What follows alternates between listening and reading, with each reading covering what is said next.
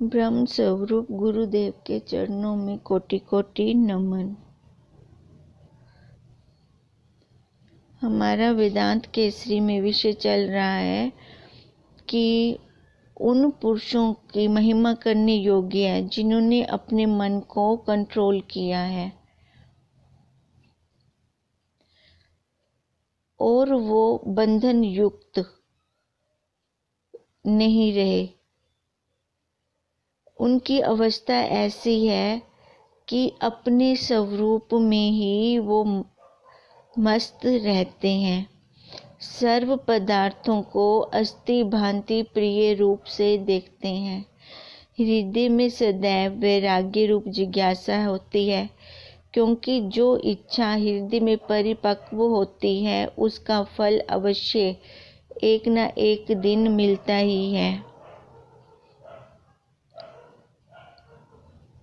इसलिए अगर हमें इच्छा भी करनी है तो किसकी करनी है, ये भी हमें गुरुदेव ही बता रहे हैं कि अगर इच्छा करनी है तो अपने स्वरूप की ही करें, क्योंकि जिसके संस्कार पक्के होते हैं, जो संकल्प हम छोड़ते हैं, वही एक दिन फलीभूत होता है।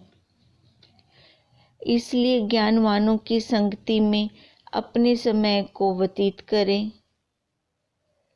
धनी लोगों के मधुर पदार्थों पर मन को लुभाएं न और अपनी ही संपत्ति से संतुष्ट रहें। संसार की प्रसन्नता स्थिर नहीं रहती, क्योंकि ये संसार सरकने वाला है। जैसे ही हम इसको पकड़ने के लिए आगे एक कदम आगे रखते हैं तो ये 2 कदम हमसे और आगे चला जाता है। ये संसार ऐसा है कि एक बार जैसे फूल खिलकर फिर मिट्टी में मिल जाता है, इसी तरह ही ये संसार है। 4 दिन की इसकी चमक है। अपने जीवन को अपने प्रिय प्रीतम परमात्मा के अर्पण कर दें, अन्यथा मृत्यु रूपी शत्रु तो इसको छीन कर लेकर ही जाएगा। फिर विचार द्वारा स्वयं ही अपनी वस्तु प्रीतम को अर्पण कर दें। मृत्यु ने तो इसको ले जाना ही है, चाहे वह ज्ञानी की देह है चाहे वह अज्ञानी की देह है। काल तो इसको खा ही रहा है।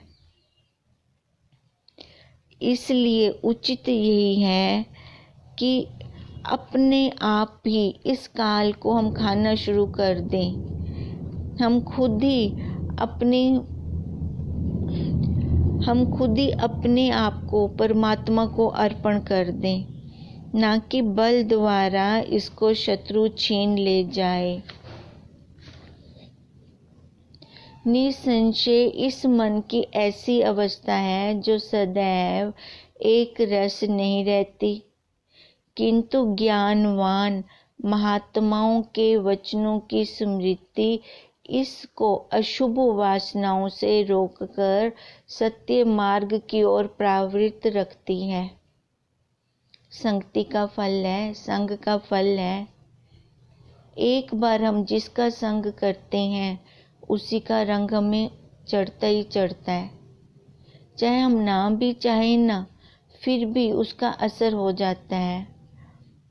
तो इसलिए गुरुदेव बार बार कहते हैं कि अगर हमें संग भी करना है तो किनका संग करना चाहिए, ज्ञानवानों का।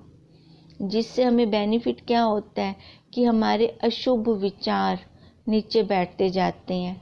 हर एक की ऑरा हमें इफ़ेक्ट करती है। सभी की ऑरा उसके बाहर एक सर्कल के रूप में उसके बाहर होती है। तमोगुण की ऑरा देखो, अगर हम किसी तमोगुण व्यक्ति के साथ बैठते हैं ना, तो हमें भी वैसी विचार मन में आना शुरू हो जाते हैं। वैसी राग द्वेष बहुत जल्दी आना शुरू हो जाता है। और अगर किसी रजोगुणी के साथ हम थोड़ी देर भी बैठ जाते हैं तो ये क्रिया में ये लग जाता है। इसलिए कहते हैं मन बछड़े की तरह है, जो अपनी माता के आगे और पीछे हमेशा ही कूदता फांदता रहता है। माता कौन है? ये अविद्या रूपी माता। कूदना क्या है? कि कभी किसी विषय की ओर प्रवृत्त होना और कभी किसी विषय की ओर प्रवृत्त होना। अब मन को क्या उपाधि दे रहे हैं गुरुदेव? एक बछड़े की। और इसकी माता कौन है? अविद्या, अज्ञान। बाहर विषयों में देखो, जो हमारे विषय हैं बाहर, इंद्रियों के विषय हैं, उसमें मन स्वतः जाता है। वहां पर हमें कोई पुरुषार्थ नहीं करना पड़ता।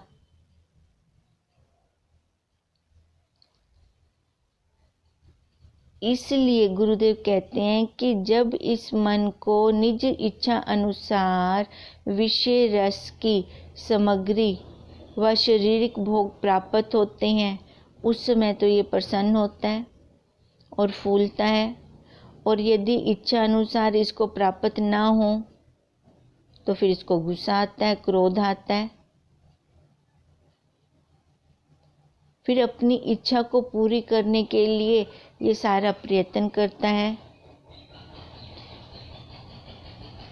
यह अवस्था मन की ब्रह्म विद्या की शून्यता और सत्य असत्य के विवेक की अज्ञानता के कारण होती है। एक, हमें अपने स्वरूप का ज्ञान नहीं है, और दूसरा, हम सत्य और असत्य को पहचान नहीं पा रहे। एक तो करेला ऊपर से नीम चढ़ा। जब इसमें सत्य असत्य के निर्णय रूप विवेक बुद्धि इसमें आती है, उस समय इसको अपने कृत कर्मों पर पश्चाताप होता है। पर फिर उस टाइम क्या हो? चिड़िया चुग गई खेत, अब पछताए क्या होत। इसकी निरोधता का कारण होता है। इसमें संशय नहीं कि जब मन विक्षिप्त होता है उस समय सब विषय रस भी विलीन हो जाते हैं। देखो, जब हमारे मन के अंदर विक्षेपता चल रही होती है ना, तब हमें कुछ भी नहीं अच्छा लगता। जो हमारी मनपसंद वस्तु भी होगी, हमारे सामने रखी होगी, और हमारा मन विक्षिप्त है, तो हमें वो भी नहीं अच्छी लग रही होती। उस टाइम इसके जितने भी विषय हैं, जो भी रस है, वो विलीन हो जाते हैं, लय हो जाते हैं। चित्त में अतिशय शोभ होता है और अंधकार छा जाता है, तब हमें कुछ भी नहीं अच्छा लगता। परंतु मन को एकाग्र करने का उपाय केवल यही है कि केवल जिस समय भी यह शुद्ध होने लगे, उस समय जिस पदार्थ की ओर प्रवृत्त हो, उसके अवगुणों को विचार करें। अब मन को विषयों से हटाने का उपाय बता रहे हैं। अब वो उपाय क्या है कि जिस समय मन जिस विषय में भी जाए, उस टाइम उसको उस विषय के विचार करवाएं। मान लो कि मन हमारा किसी कपड़े की तरफ ज़्यादा जा रहा है, आकर्षित हो रहा है किसी कपड़े की तरफ, तो उसी टाइम इसको दिखाएं भी वो भी कपड़ा, और तूने जो डाला हुआ है ये भी कपड़ा, या जो तेरे पास सूट है वो भी कपड़ा है, तो वो भी सूत है, भी ये भी सूत। सूत में तो कोई फर्क नहीं है, उसके नाम रूप आकार में फर्क है, और वो नाम रूप आकार कभी एक जैसा रहता नहीं।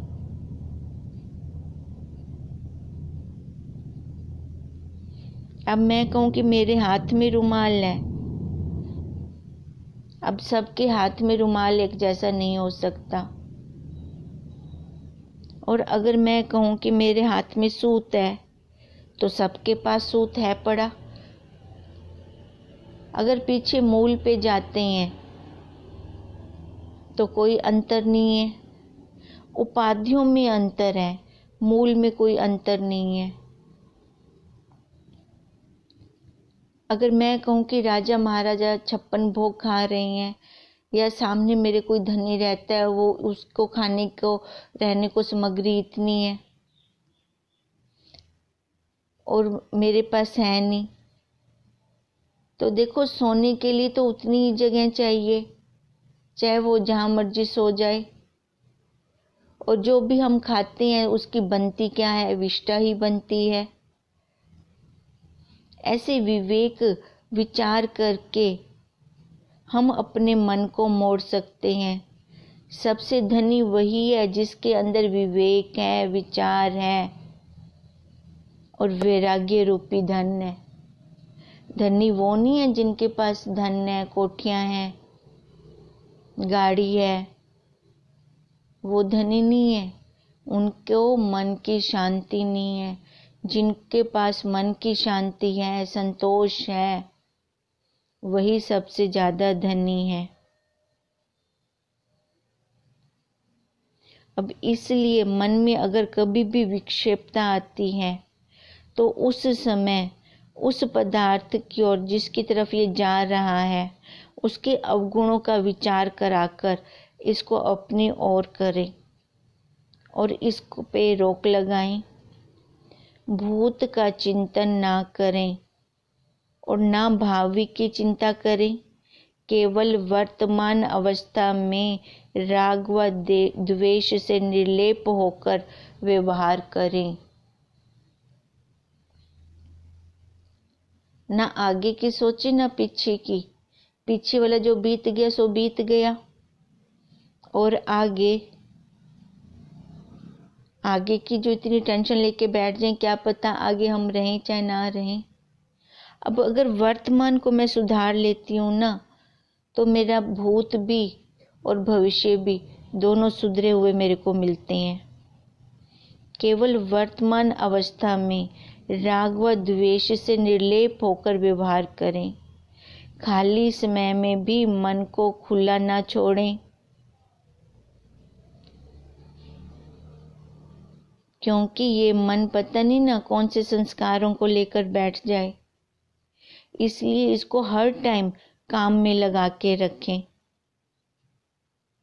हर टाइम सावधानी से रहें कि इसमें ज्ञानी पुरुष के वचनों और स्वरूप स्मृति के बिना अन्य कोई संकल्प उदय ही ना हो। किसमें? मन में। क्योंकि यही मन है कि हमें नीचे की ओर, पतन की ओर लेके जाता है। हर टाइम अपने गुरुदेव के महावाक्य अंदर चलते रहें, क्योंकि जगत की कोई वस्तु नहीं है, केवल संकल्प का नाम ही जगत है। जगत किसको कहा? कहाँ पे हम उंगली निर्देश करके कहें कि यही जगत है? ये संसार हमारे मन में है। अंदर संस्कार है और बाहर संसार है। यही संसार खुद का बनाया हुआ ही हमें दुखी सुखी करता रहता है। इसलिए सबका संसार अलग अलग है, सबके दुख सुख अलग अलग हैं। किसी का भी दुख सुख एक जैसा नहीं है। यही जो हम अपने संकल्प छोड़ते हैं, इसी का नाम ही जगत है। जब तक अनेकता अर्थात नाना रूप जगत की ओर मन प्रवृत्त होता है, तब तक मन विक्षिप्त और दुखी रहता है, क्योंकि इसने बाहर जगत में नाना बना दिया। अब बाहर वैरायटी में जाएंगे तो धोखा खाएंगे। अगर एक पर टिकते हैं, खल इदम भ्रम, अगर एक पर हम टिकते हैं तो वही भ्रम है। और एक को पाना आसान है, बहुतों को पाना आसान नहीं है। देखो, अगर हम एक ही घर में 10 सदस्य रहते हैं तो हम सभी को खुश नहीं कर सकते। कोई ना कोई कभी ना कभी नाराज रहेगा ही रहेगा। अब एक को ही खुश कर ली, एक को खुश करना आसान है। इसलिए के गुरुदेव कहते हैं कि खाली तो अपने स्वरूप में आ जा, इस अनेकता रूप नाना रूप जगत की ओर मन को मत जाने दे। जब मन ये बाहर की तरफ जाएगा तब ये दुखी और सुखी होता रहेगा, और जब ये एकता रूपी महत ब्रह्म में विलीन होता है, जहाँ पर एक है, एक भी दूसरे के अपेक्षा कहा जाता है, उसके लिए तो कोई शब्द ही नहीं है, उस समय ये विश्राम और आनंद को प्राप्त होता है। इस मन पर जिसका स्वरूप केवल संकल्प ही है, प्रतीति करनी उचित नहीं। मन का कोई रंग रूप आकार तो है नहीं कि हम इसको रस्सियों से बांध के बिठा दें, है ना। कोई पदार्थ होता, कोई वस्तु होती तो उसको हम बिठा भी सकते हैं, पकड़ सकते हैं। इसलिए मन की तुलना वायु से की गई है। इसलिए कहते हैं जिसका कोई रंग रूप आकार नहीं है, खाली संकल्प मात्र है, तो उससे क्या प्रतीति करनी। एक और उपाय मन के निरोध करने का यह भी है कि मन की वृत्ति जहाँ पर जाए वहीं पर ब्रह्म का दर्शन करें। हर जगह उस ब्रह्म ही ब्रह्म को देखें, क्योंकि कण कण में तो वो व्यापक है। कौन सी ऐसी जगह है कि वो नहीं है। जहाँ पर भी आंखों से हम कुछ भी पदार्थ देख रहे हैं, वो वही रूप है, वो वही है। विधि पक्ष से बता रही हैं। जो कुछ दृष्टि में आए व जो शब्द श्रोत्र द्वारा श्रवण हो व जो बात निश्चय में आवे, सर्व को अद्वैत व निर्विकार सतचित आनंद रूप आत्मा ही देखें।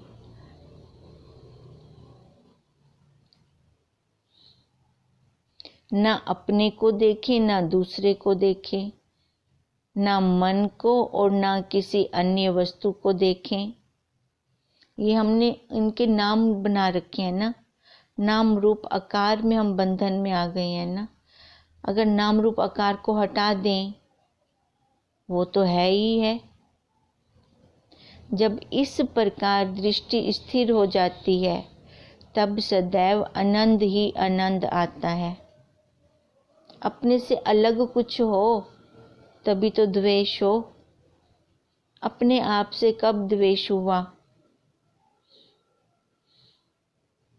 अपने आप से कब राग हुआ? राग और द्वेष तो हमेशा दूसरों से होता है।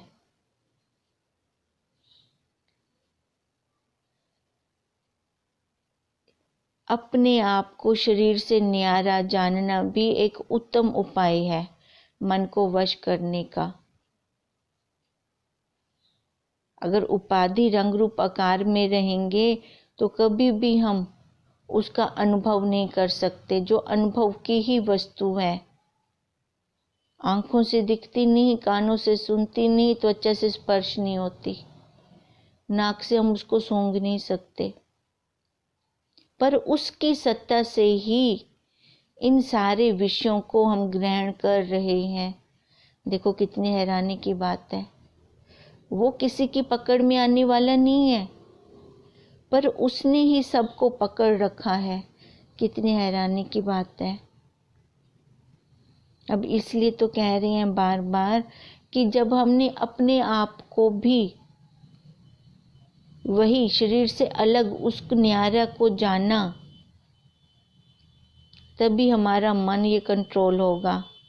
अशुभ कर्मों से उपरत रहना भी मन को दंड देने के समान है, क्योंकि मन ये नीचे की तरफ अपने आप जाता है।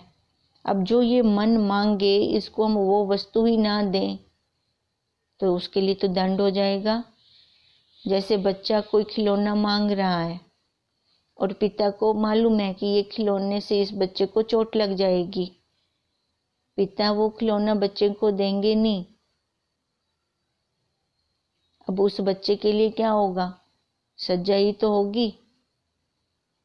अब ऐसे ही ये मन हमारा भी नीचे की ओर जाता है, पतन की ओर जाता है, विषयों की ओर जाता है। अब वहां से इसको उपराम कर दें तो ये उसके लिए दंड हो जाएगा। संयोग की महत्ता वियोग की में प्रतीत होती है। जिससे हम कभी मिलते हैं उससे वियोग भी आगे होगा, जरूर होगा, क्योंकि संयोग हुआ ना उससे। क्योंकि संयोग की महत्ता कम होती है। न्यायकारी पुरुष को हर समय एक जैसा ही लगता है, जिसका ना कभी संयोग हुआ और ना कभी उसका वियोग होगा, क्योंकि वो तो हर पल है, हर जगह है। कौन सी ऐसी जगह जो ना हो? जिसका हम एक उदाहरण बार बार लेते हैं कि मैं अगर दिल्ली जाऊं, वहां पे देखो मेरे को अपने घर परिवार के संबंधियों का, अपनी गुरु बहनों का, सबका वियोग होगा क्योंकि वो मेरे साथ नहीं है। पर वहां पर मेरे को अपने आप का कभी वियोग होगा? जहां भी जाऊं मैं, अपने आप का वियोग तो मेरे को कभी होगा ही नहीं, क्योंकि मैं आप स्वयं ही हूं। अब इसलिए कह रहे हैं कि न्यायकारी पुरुष को हर समय एक जैसा ही रहता है, जहां मर्जी चला जाए उसकी दशा वैसे की वैसे ही रहेगी। जगत की अवस्था से नेत्र मूंदना ही परम सुख को प्राप्त करना है। अब परम सुख कब प्राप्त होगा? जब संसार की तरफ से मेरे को पूर्ण वैराग्य होगा, क्योंकि यही संसार ही सबसे बड़ा दुख का कारण है। उपरामता व स्वतंत्रता परम लाभ रूप है। हम कितने बंधन में बंधे हुए हैं, उपाधियों के कारण, नाम रूपों के कारण, आकारों के कारण। हम स्वतंत्र होते हुए भी हम अपनी स्वतंत्रता को भूल गए। बिना उपरामता के इस नाशवान जगत में रंचक मात्र भी सुख नहीं और ना ही संतोष है। फिर हमें यहाँ तृप्ति कैसे हो सकती है? हमें तृप्ति ही नहीं प्राप्त हो सकती जब तक संसार से मैं उपराम नहीं होती। अब संसार क्या है? ये हमारे मन के अंदर है। हम बाहर उंगली निर्देश करके नहीं कह सकते कि ये संसार है, ये संसार है।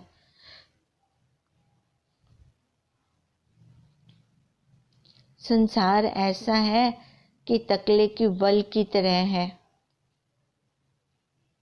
वो वल तो हमें दुखी कर रहा है, पर हम उसको पकड़ के वापस घर नहीं ला सकते।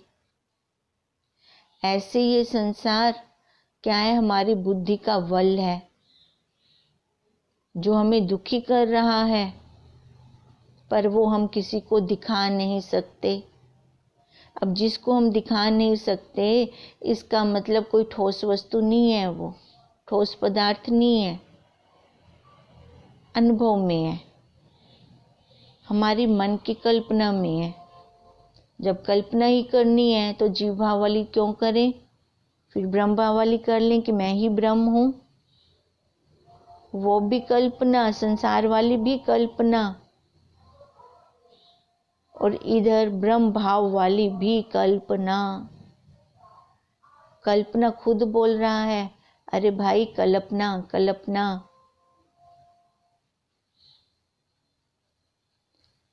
अतः संतोष ही परम लाभ है, इसके अलावा और कोई हमारे पास रास्ता नहीं है। अब ये संतोष कहाँ से हमें मिलेगा? सत्संग से, सतगुरुदेव के संग से। संसारिक कार्यों में उपाधि अधिक होती है। जितनी इच्छा और क्रोध विशेष होते हैं, उतनी अपमानता और विक्षेपता भी विशेष होती है। संसारिक कार्यों में उपाधि अधिक होती है, क्योंकि संसारिक कार्य होते कैसे हैं? देह से।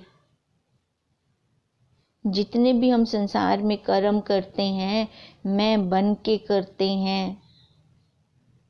अब जहाँ पे मैं बन गया, वहाँ पर मान भी आ गया और अपमान भी आ गया।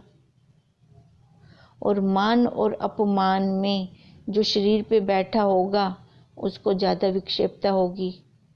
कोई मान करेगा तो फूल जाएगा, और कोई अपमान करेगा तो वो सिकुड़ जाएगा। यही विक्षेपता ही उसके दुख और सुख का कारण बनती है। राजा धनी लोग आशा, तृष्णा और क्रोध के दास होते हैं। उपाधि आ गई राजा की। सदैव उनकी अधीनता में अनेक प्रकार के दुख हैं फिर, और क्लेश भी वो सहन करते हैं। जितना बड़ा राजा उतना बड़ा दुख।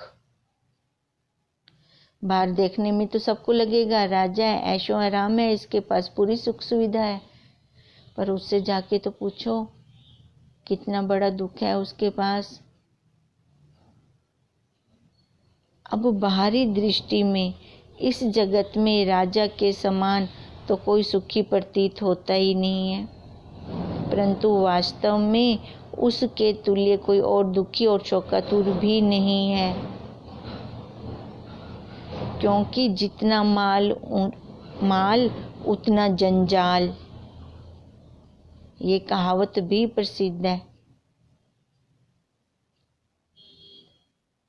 अब देखो इस टाइम प्रधानमंत्री की हालत क्या होगी। देश की बाहर डोर तो उन्होंने सांभी है, पर हालत भी तो देखो। कभी कोई आंदोलन चल रहा है तो कभी कोई आंदोलन चल रहा है। अब तो पूरी समझ में आती है, अपने से एक घर नहीं संभलता, और इतने बड़े देश को सांभना। अब पता चलता है कि पकड़ में दुख है, दुख है, दुख है। उपाधि में, वो उपाधि लग गई प्राइम मिनिस्टर की, वहां दुख है। सब उनके कहे अनुसार तो नहीं चल सकते। जब अपने 7-8 बंदों का परिवार में भी सभी हमारे कहे अनुसार नहीं चल सकते, तो इतने बड़े देश की भागदौड़, जितना बड़ा राजा, जितना बड़ा माल उतना जंजाल। यद्यपि इस जगत में धन अति प्रिय वस्तु है, और इसकी प्राप्ति के निमित्त सर्वधनी व निर्धन लोग भटक रहे हैं। कर्म और विकर्म सब करते हैं, किसको? धन को पाने के लिए, और इससे निर्वाह मात्र के बिना अन्य कोई सुख प्राप्त नहीं होता। ये अंधी दौड़ चल रही है, हाइशो हाइशो हाइशो, और धन चाहिए और धन चाहिए। जिसके पास जितना ज्यादा धन है वो उतना लोभी है, उसकी लालच उसको और ज्यादा है। वो शांत नहीं हो सकता, तृप्त नहीं हो सकता। एक तृप्त मजदूर है जिसके पास आज है कल नहीं है, फिर भी उसको टेंशन नहीं है। जबकि मजदूर ने भी 2 रोटी खानी है, और राजा ने भी वही रोटी ही खानी है। मजदूर रोटी खा के आराम से नींद तो कर लेता है, राजा को जिसके पास खजाना भरा हुआ है उसको तो मन का चैन भी नहीं है। जबकि दोनों ने निर्वाह ही करना है। निर्वाह का विचार किसी को नहीं है, सब इसके संचय करने में ही लगे हुए हैं।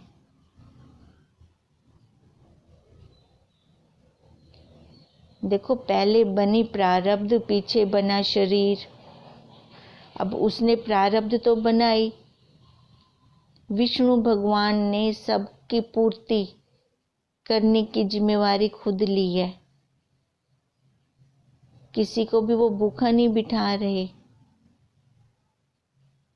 अब उन्होंने पेट भरने की जिम्मेवारी ली थी विष्णु भगवान जी ने, पर हम लोगों ने क्या करना शुरू कर दिया? पेटियां भरनी शुरू कर दी।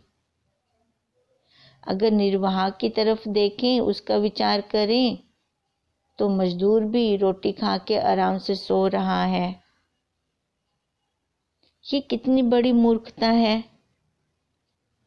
कि हम उसके एकत्र करने में केवल दुख और चिंता ही ले रहे हैं और किसी प्रकार का भी हमें सुख नहीं मिल रहा। मिल रहा है धन को एक, देखो जिम्मेवारी कितनी, फिर उसको बैंक में रखो, लॉकर में रखो, कहीं चोरी ना हो जाए। अब इसलिए ज्ञानवान और परवरदर्शी महापुरुष इसके मोह से चित्त को विशुद्ध रखते हैं, अपने मन को इसमें फंसने ही नहीं देते। शरीर की निर्वाह को प्रारब्ध पर छोड़ते हैं, क्योंकि उसने 2 रोटी तो खिला ही देनी है। जब तक प्रारब्ध है तब तक शरीर जीवित रहता है। जब प्रारब्ध क्षीण हो गई तब यह शरीर भी नाश हो जाएगा। जब यह अवस्था है तो क्या भय। अब शरीर उसने दिया है ना, वो अपने आप इसकी पालना करता रहता है। फिर केवल शरीर के पालन पोषण के लिए अल्प पुरुषार्थ करना ही उचित है।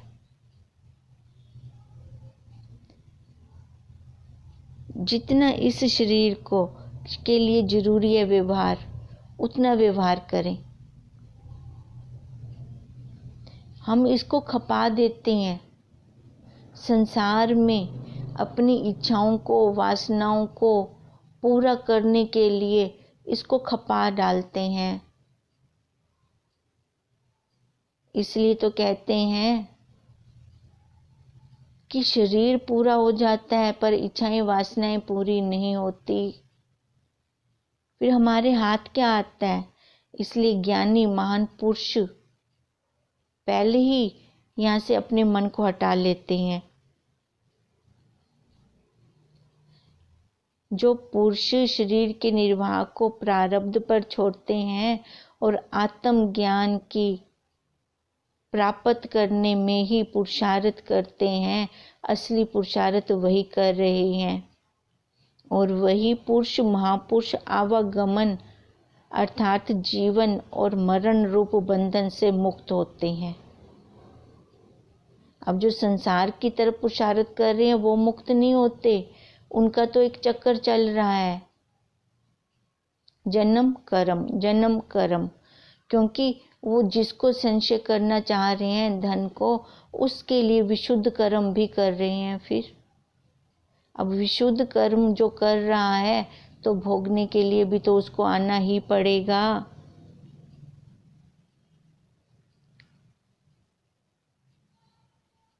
अब इसलिए वो कभी इस बंधन से मुक्त ही नहीं हो पाते।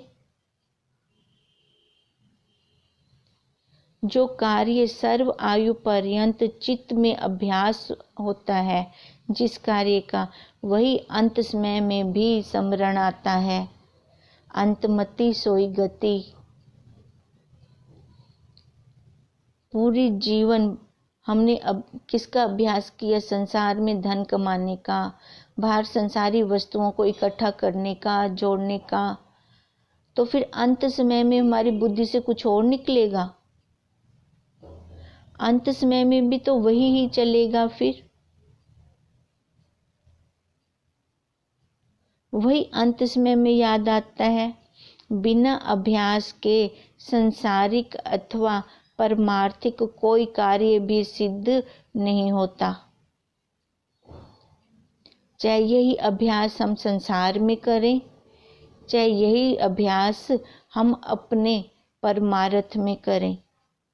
देखो, ये संस्कार तो दोनों ही अंदर जाते हैं। अब ये हमारे हाथ की बात है कि हम कौन से संस्कारों को बढ़ाना चाहते हैं। अब जो संस्कार हम बढ़ाएंगे वही संस्कार हमारे आगे भी चलेंगे।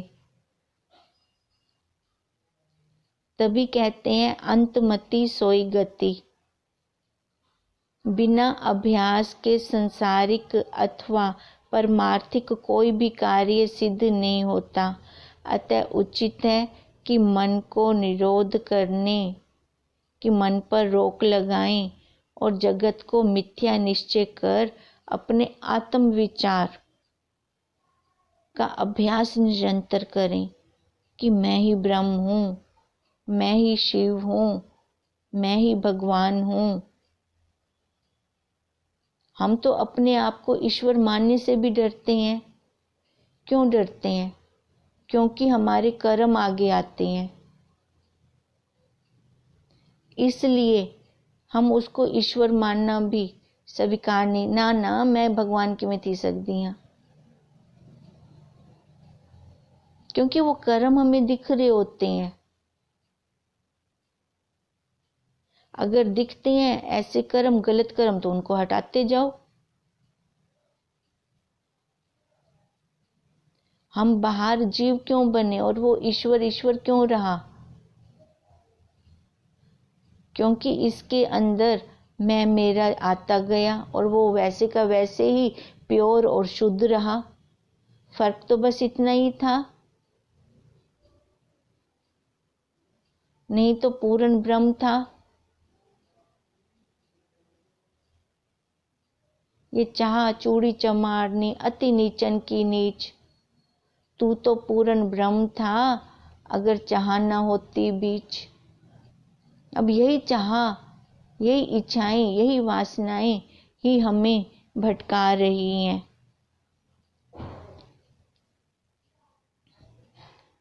इसलिए संबंधियों के मोह का बंधन तोड़ें।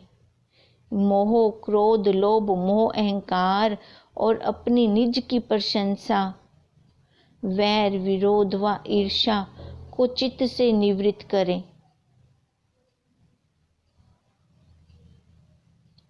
तब जाकर हमारा अंतःकरण शुद्ध होगा और शुद्ध अंतःकरण में ही उसका एक्स पड़ता है। तब जाकर हमें जो कहते हैं कि कण कण में वो व्यापक है, वो हमें दिखेगा। वो कण कण में वो व्यापक हमें फिर दिखाई देगा, उसकी पूर्णता दिखाई देगी।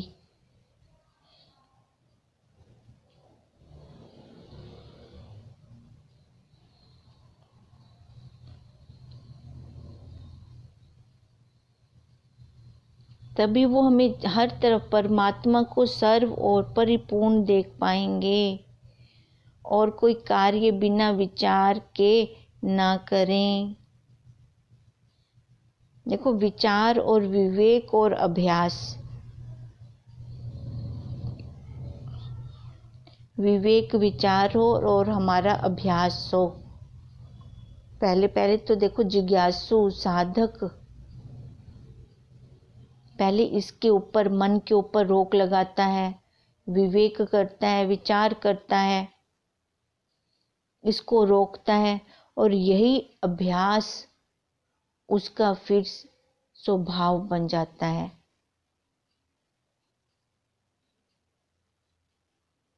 फिर वो ज्ञानी महापुरुष की उपाधि में आता है। जो रोक लगाएगा, अभ्यास करेगा, मन को रोकेगा और अपने आत्म स्वरूप का अभ्यास करेगा, तभी हम कहते हैं ना कि हंस, पहले तो हंस दृष्टि बने, फिर हंस में से ही वो परम हंस बनते हैं। तो उसके लिए एकांत सेवी और उपरामी होकर मूर्खों के संग से उपरत रहना, अब इतना हमने करना है तो उसके लिए क्या करना चाहिए कि अपनी वृत्ति को परमात्मा की ओर मोड़ें। तो देखो, पहले एकांत को लेना पड़ेगा। एकांत के अब दो अर्थ निकलते हैं। एक तो एकांत कि बाहर से एकांत ले लो संसारियों से, पर वो एकांत भी गृहस्थी कब तक ले सकता है? अब वो विचार द्वारा एक में ही सब अपनी विषयों वासनाओं का अंत कर दे। ये विचार और अभ्यास, ये एकांत, इस एकांत का वो सेवन करे। जैसे हमारा श्री विचार सागर दर्पण में भी चल रहा है कि एक बार जिज्ञासु साधक ने इस ब्रह्म विद्या में अपना कदम जैसे रखा तो पीछे मुड़कर ना देखे फिर उन संसारियों को, वहां से वो उपराम हो जाए, उनका संग भी ना करे। अगर कोई पीछे से आवाज भी दे रहा है ना तो भी मुड़कर उनके पास ना जाए।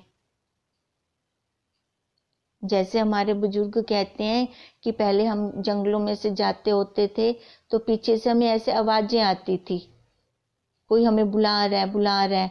अगर हम उनकी आवाज ना सुनते, सीधे सीधे चले आते तो अपने घर पहुंच जाते थे।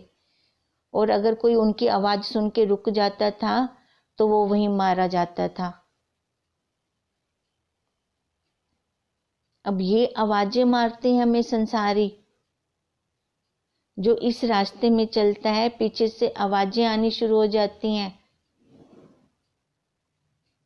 जो सजग एक निष्ठ साधक होगा वो गुरुदेव के कहे हुए महावाक्यों पर आगे बढ़ेगा।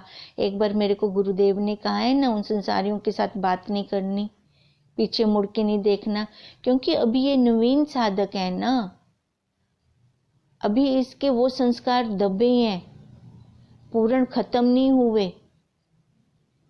जब पूर्ण खत्म हो जाए, भले वो जहां मर्जी जाए व्यवहार करे, कोई रोक टोक नहीं है, कोई मना नहीं है,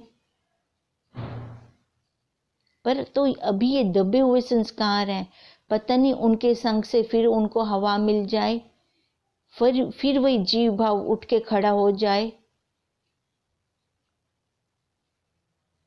अब इसलिए गुरुदेव बार बार कहते हैं, एकांत सेवी और उपरामी होकर मूर्खों के संग से उपरत रहना और काल के चक्र से नेत्र मूंदना। इन स्वभावों से युक्त पुरुष अत्यंत सुखपूर्वक आयु व्यतीत करता है।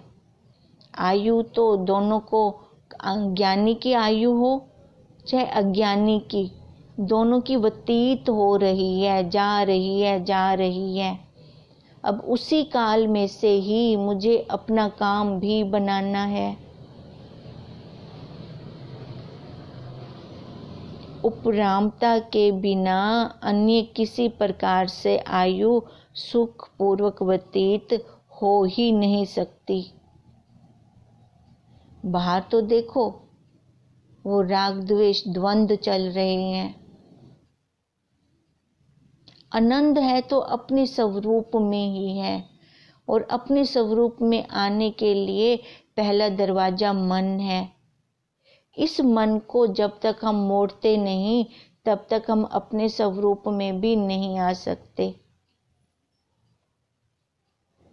अपने मन को कंट्रोल करने का आज उपाय बताया है कि हम उसको कंट्रोल करें तो कौन कौन सी युक्तियों से करें, कैसे कैसे करें कि अपने आप में आकर बैठें। फिर साथ में ये भी है कि जिस चीज का अभ्यास हम पूरे जीवन करेंगे वही लास्ट समय में हमारा निकलेगा।